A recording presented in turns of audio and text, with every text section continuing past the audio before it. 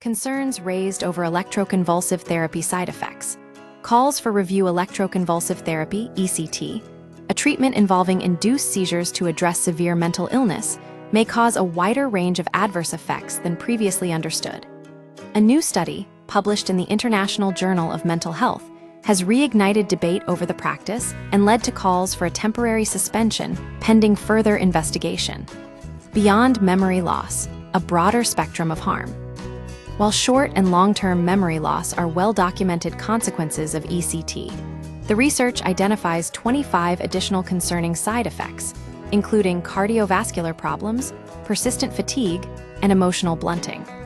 The study surveyed 747 ECT patients alongside 201 relatives and friends to assess potential harms beyond the immediate aftermath of treatment. ECT is administered to roughly 2,500 people annually in the UK, primarily for severe depression resistant to other therapies, as well as conditions like schizophrenia, bipolar disorder, and catatonia. The procedure involves delivering electrical currents to the brain under anesthesia to trigger seizures, typically over 6-12 sessions. Flawed research, serious questions. The study author, Professor John Reed of the University of East London, argues that the current evidence base is insufficient to justify continued use. Given that we still don't know if ECT is more effective than placebo, these startling new findings make it even more urgent that it be suspended pending a thorough investigation into both safety and efficacy, he stated.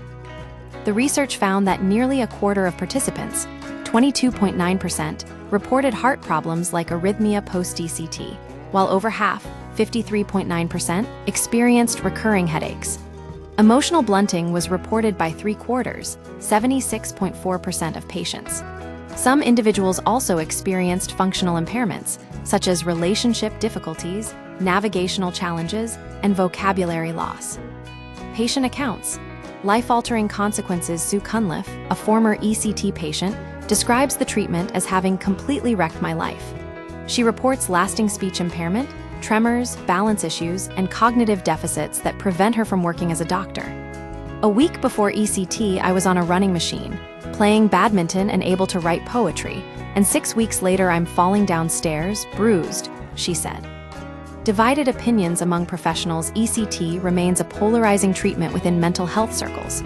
While some clinicians report positive outcomes, questions persist about its efficacy and long-term effects. Professor Tania Jurgel, Director of Research at Bipolar UK, asserts that there is no evidence to substantiate claims that modern ECT carries any major risk to physical health, or that it causes long-term brain damage and permanent deterioration of cognitive functioning. She stresses its utility in stabilizing acute symptoms, allowing patients to engage in broader recovery strategies. However, Professor George Kirov from Cardiff University highlights ECT's highly effective nature, observing improvements in 60% of severe depression cases. He attributes underutilization in the UK to stigma, noting its more frequent use in Northern Europe. Kirov contends that meta-analyses demonstrate ECT's superiority over antidepressants and other interventions. Ethical concerns and vulnerable populations. Lucy Johnstone, a clinical psychologist, points to systemic issues surrounding ECT administration. She emphasizes that few patients are fully aware of the procedure's continued practice and that older women are disproportionately affected, with 1/3 receiving it against their will.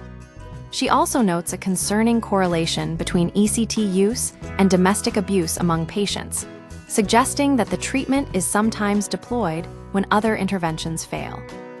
Regulatory oversight and future research. National Institute for Health and Care Excellence, NICE, guidelines restrict ECT to acute, life-threatening cases, patient preference based on prior experience, or treatment-resistant situations.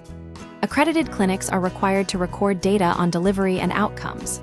However, calls for increased regulation and further research into long-term effects continue. The debate surrounding ECT underscores the need for rigorous assessment of both its benefits and risks, particularly given the potential for irreversible harm. The ongoing controversy highlights the urgent need for more robust, placebo-controlled trials to determine whether ECT's efficacy justifies its known side effects.